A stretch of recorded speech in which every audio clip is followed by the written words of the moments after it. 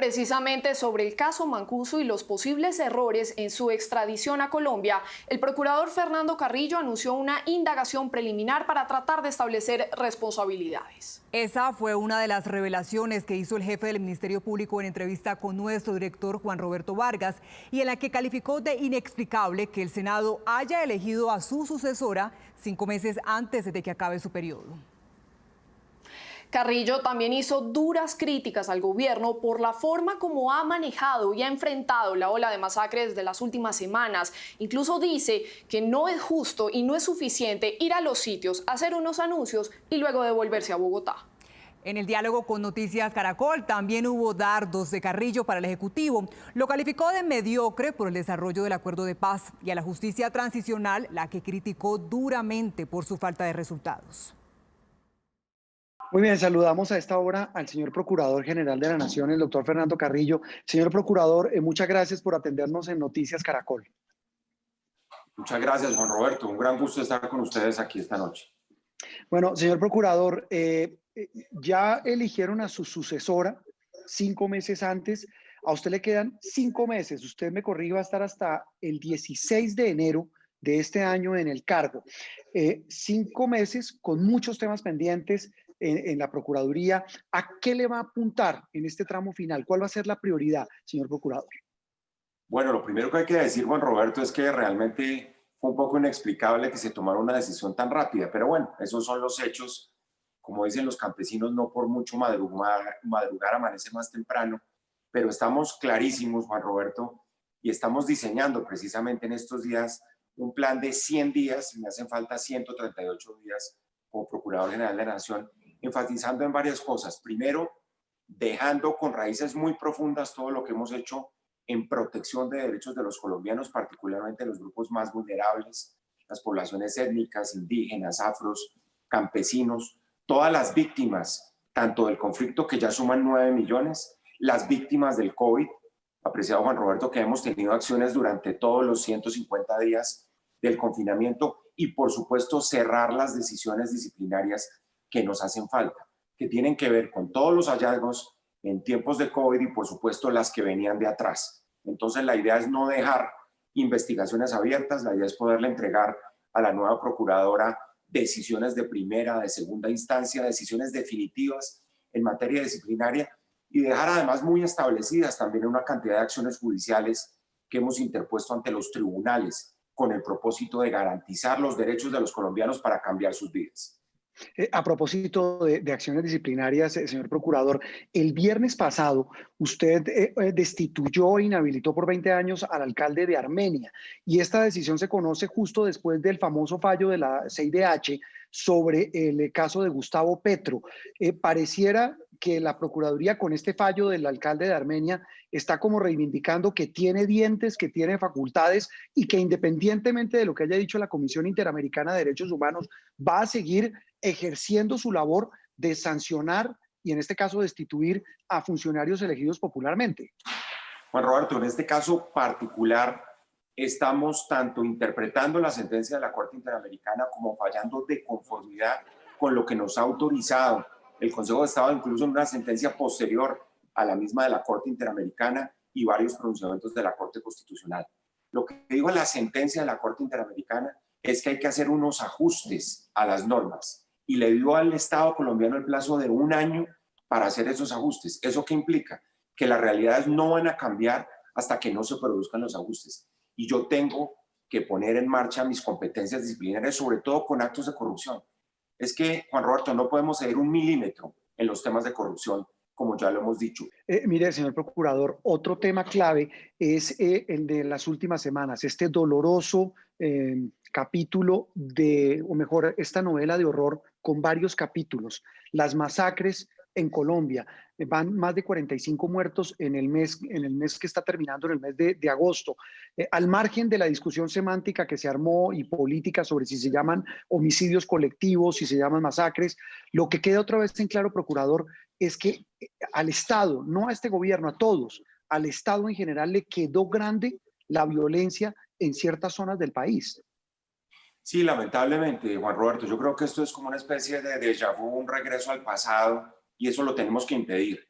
Y lo tenemos que impedir por una razón muy sencilla, porque el Estado tiene que hacer presencia en los territorios. Esto muestra de un lado lo escuálido que es el Estado desde el punto de vista institucional en los territorios, la inexistencia de la justicia territorial. Por eso además presentamos un proyecto de ley de acceso a la justicia territorial, porque seguimos en las grandes discusiones de la cúpula de la justicia, de magistrados y demás, y nos olvidamos que la clave es administrar justicia y entregarle justicia a los ciudadanos en los territorios. Esto es una muestra inequívoca de ello.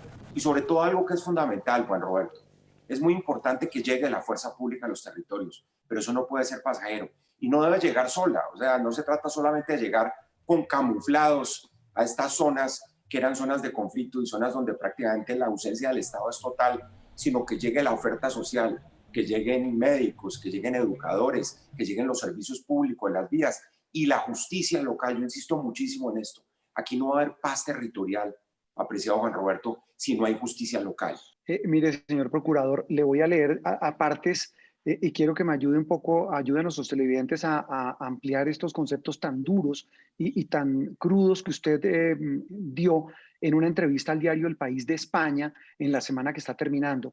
Usted dijo, insisto, hablando de estos temas de las masacres y de la presencia del Estado, dijo, insisto en que no se trata solamente de ir a los territorios una vez se han cometido las masacres, contar los cadáveres, reunirse con los familiares y volver a Bogotá.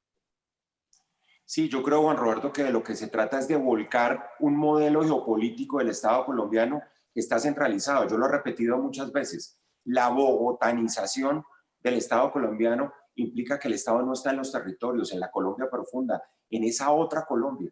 Hay que volcar toda la acción del Estado, sobre todo la acción social y, por supuesto, la acción de los organismos de seguridad, que es importantísima, pero de manera permanente. Esto no se trata de ir, llegar, dar unos pésames y devolverse y dejar la realidad en las mismas circunstancias en que estaba antes, o cambiarle el nombre, como ya lo hemos dicho, aquí por cambiarle las palabras o rebautizar los conceptos, no vamos a cambiar las realidades que se están viviendo en el territorio colombiano, y es un poco el regreso al monopolio de la fuerza por actores armados ilegales. Y para eso se necesita la fuerza del Estado, y el Estado sigue ausente en los territorios en Colombia. Y otra frase de esa entrevista al País de España, procurador, para que nos ayude a ampliarla. Usted dice, algunos han creído que el cumplimiento mediocre de los acuerdos de paz es tener un visto bueno ante la comunidad internacional, señor procurador. Sí, Juan Roberto, aquí nosotros tenemos una gran preocupación. La Procuraduría, particularmente en mi administración desde el día cero, ha insistido en que hay que cumplir los acuerdos al margen de la discusión, del plebiscito y de todo lo que se dio en el 2016, porque esa es la forma de fortalecer la densidad institucional del Estado, la presencia del Estado en los territorios. Y todos los indicadores pues llevan a demostrarnos que ha habido cumplimiento muy mediocre de esos acuerdos. Y lo digo particularmente por lo que estamos viendo, por los temas rurales. Por ejemplo, la reforma rural realmente ha quedado prácticamente en ceros. Los temas de la participación ciudadana, los temas que tienen que ver además con el cumplimiento de los derechos de las víctimas. Nos cansamos de repetir que la base de todo eso era cumplirle los derechos a las víctimas. Y hay balances muy pobres, Juan Roberto, en materia de restitución, en materia de restablecimiento de derechos de las víctimas. Ya no son 8 millones de víctimas, Juan Roberto. En el último estudio que hicimos, no solo la Procuraduría, con la Contraloría y con la Defensoría del Pueblo, vamos en 9 millones de víctimas. Sumémosles a esas víctimas, las víctimas del COVID, Juan Roberto, que está clarísimo, que lo dicen todos los economistas, aquí vamos a tener 7 u 8 millones de nuevos pobres. Es decir, víctimas del COVID, víctimas de una crisis económica que va a llevar necesariamente a un estallido social que tenemos que prevenir, y lo tenemos que prevenir sentándonos en una mesa y buscando unos grandes acuerdos nacionales, por ejemplo, en materia de protección social, en materia de renta básica mínima, todo lo que está haciendo el mundo de los países desarrollados, y es buscar acuerdos en una sociedad tan fracturada como la colombiana. Yo sé que decir eso puede parecer una utopía, pero eso es lo que tenemos que hacer, crear fuentes, propiciar consensos, tener la capacidad de cumplirle a ese volumen de víctimas del conflicto armado, que para eso se suponía que era el acuerdo de paz, y a los nuevos pobres, que son las nuevas víctimas del COVID y de esta pandemia que está golpeando violentamente, sobre todo a los estratos más bajos de la población en Colombia. Esta semana hubo un episodio que tal vez reflejó lo que muchos colombianos pensamos sobre el tema de la justicia y el acuerdo de paz. y es el famoso episodio de la congresista Ramírez, a la que una víctima de las FARC no le quiso dar un abrazo en señal de perdón después de que le pidieran perdón por haber secuestrado y asesinado a su esposo. Repito, eso reflejó lo que muchos colombianos pensamos sobre el tema, de que eso a punta de abracitos y de palmaditas en el hombro, pues no va a haber justicia y reparación. ¿Usted cree que en este tema de la justicia transicional para las FARC también ha habido un cumplimiento mediocre, a medias? Sí, yo creo que aquí no se ha contado todavía la verdad y esa es una gran obligación que tienen las FARC, particularmente en esos temas, en los temas de delitos de lesa humanidad, en los temas de reclutamiento forzado, en la entrega incluso de los bienes. Y esas son verdades que se esperan, esas son asignaturas pendientes del proceso de paz, porque para que haya justicia, pues hay que partir de la base que esos escenarios de verdad se tienen que dar. Y lo que es mucho más profundo, Juan Roberto, es que tiene que haber ese conjunto de escenarios donde la solidez, además de las instituciones del Estado, puedan dar resultados. En el caso particular de esta señora que se niega a recibir un abrazo, uno dice, bueno, es la ausencia, es la imposibilidad de la reconciliación. Pero es que, claro, las víctimas exigen por lo menos un mínimo de justicia y de verdad. Y yo creo que eso es lo que están reclamando. No basta solo el abrazo, sino la necesidad de que haya un escenario de verdad para poder perdonar, que eso es fundamental en Colombia y en todos los demás procesos de paz. Luego, necesariamente, independientemente de lo que ha sucedido, con tantos palos en las ruedas que se han tratado de meter, por ejemplo, a la Justicia Especial para la Paz, la sociedad colombiana sí espera también unos escenarios de justicia que salgan de esa jurisdicción. Señor Procurador, estas afirmaciones, las que hizo en el país de España, las que usted me está haciendo hoy en esta entrevista, ¿podrían en parte explicar la razón de por qué le nombraron tan rápido a la sucesora? Pues yo no quiero especular sobre eso, apreciado Juan Roberto, pero lo que sí yo quiero es entregarle a los colombianos el día que me vaya, que me faltan, repito, 139 días, que nosotros hicimos una procuraduría transparente e independiente. Yo creo que es el gran desafío de los organismos de control. Cuando uno enseña, yo soy profesor de Derecho Constitucional, apreciado Juan Roberto, y cuando uno enseña cómo funcionan los controles del Estado, la idea es mantener esto en equilibrio, no que se vaya para un lado o que se vaya para el otro. Y quien mantiene ese equilibrio son los organismos de control. Yo creo que para un gobierno es mucho mejor tener un procurador, por ejemplo, un titular de un organismo de control que le diga la verdad, que un comité de áulicos o un comité de aplausos que por supuesto genera ese desequilibrio. Los americanos cuando le enseñan a uno esto le dicen, y la expresión en inglés es checks and balances, que no es pesos y contrapesos, como dice la gente, no, es frenos y contrapesos, porque hay que frenar los abusos, hay que frenar los desmanes, los excesos del poder. Mire, señor Procurador, otro tema clave a propósito de esos pesos y contrapesos tiene que ver con qué van a hacer los organismos de control frente al desastre, porque no se le puede llamar de otra manera, de todo el mundo, del gobierno, de la justicia, de todo el mundo, para que no llegue a Colombia Salvatore Mancuso, para que ese sanguinario paramilitar no venga al país a responderle a las víctimas de las cientos de atrocidades que cometió, de los cientos de crímenes que cometió. ¿Va a emprender el Ministerio Público algún tipo de investigación puntual para establecer de quién fue la culpa de que este señor, después de estar en Estados Unidos, con todo lo que tiene aquí pendiente, se vaya a terminar sus días tranquilo y orondo a Italia, a la tierra de sus ancestros? Así es, Juan Roberto. Lo primero que hay que decir es que iniciamos una indagación preliminar a comienzos de esta semana por multiplicidad de quejas y por los hechos que lamentablemente están ahí sobre la mesa. Esto es una tragedia no solo para la institucionalidad colombiana, es una tragedia para las víctimas, como usted lo ha señalado. Lo que estamos esperando, como siempre en estos procesos, es verdad y es reparación. Y que eso se quede en el tiempo, que finalmente quede aplazado, quién sabe, a lo mejor de por vida, por eventuales negligencias que se han podido cometer en ese proceso de solicitud de extradición, es lo que tenemos que investigar. Uno no puede concebir pues, que se hayan cometido errores de catálogo, errores elementales en la tramitación de una solicitud de extradición. Y eso es una hipótesis, por supuesto, eso es lo que queremos corroborar.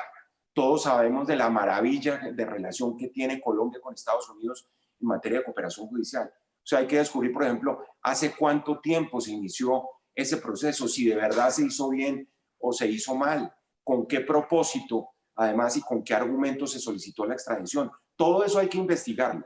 Procurador, y esa investigación incluye, por supuesto, a lo que haya hecho la canciller colombiana y el embajador de Colombia en Estados Unidos. Pues en principio es una indagación que busca frente a funcionarios indeterminados de la Cancillería, en un primer lugar, a ver qué fue lo que pasó con la tramitación de esa solicitud de extradición. La investigación nos va a permitir saber a ciencia cierta qué fue lo que sucedió y con base en eso pues se tomarán determinaciones en el campo disciplinario si eso es necesario. Usted me devuelve un poco, procurador, usted me hablaba de los pesos y contrapesos en el poder y ha vuelto a sonar a raíz de la escogencia de su sucesora de Margarita Cabello, una persona tan cercana al presidente, otra vez ha estado sobre el tapete en medios académicos, por supuesto políticos, el tema de la cercanía de quienes ahora dirigen los organismos de control con el gobierno nacional. ¿A eso se refiere usted cuando habla de que hay que mantener esos pesos y contrapesos en el poder?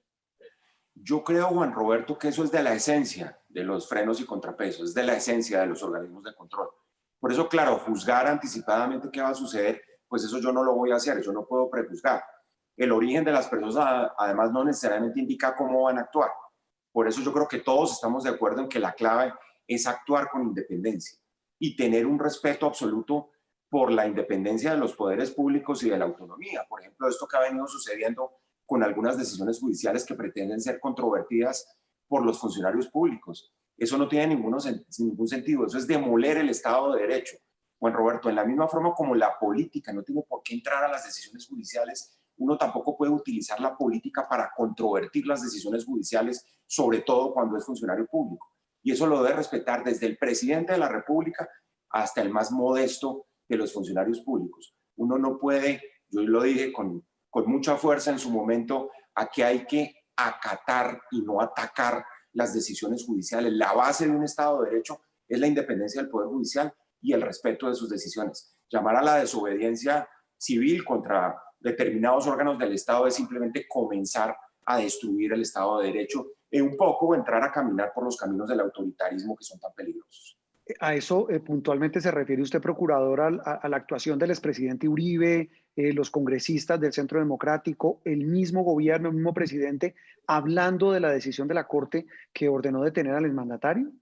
Yo me refiero, Juan Roberto, a la sensatez que hay que tener en este tipo de situaciones. Ustedes lo saben, la semana pasada, por ejemplo, nosotros, en una decisión que fue totalmente jurídica, apegada a la norma, le pedimos a la Corte Suprema de Justicia que enviara el expediente a la Fiscalía General de la Nación. Y muchos nos dijeron, claro, haciéndole el juego al uribismo. Todo lo contrario, estamos desapegados a la norma. Con la misma firmeza con la que estamos diciendo eso, estamos diciendo no hay que atacar las decisiones judiciales.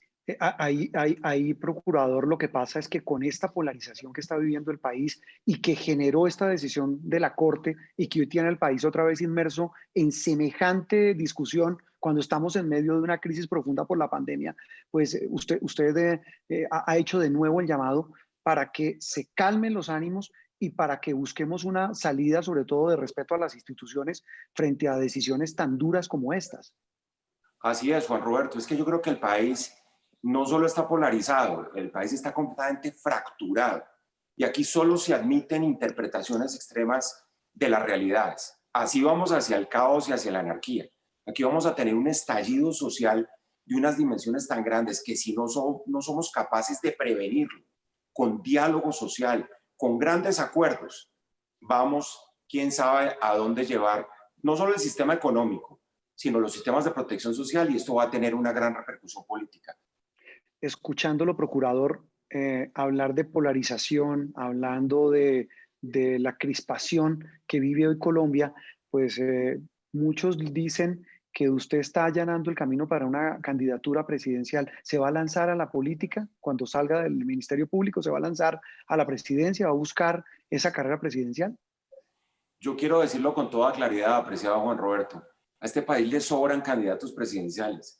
Colombia no necesita más candidatos presidenciales ni más candidaturas presidenciales. Lo que necesita es crear unos grandes acuerdos nacionales para buscar unos consensos que nos lleven a un puerto seguro y no seguir en esta fractura institucional. Es una irresponsabilidad.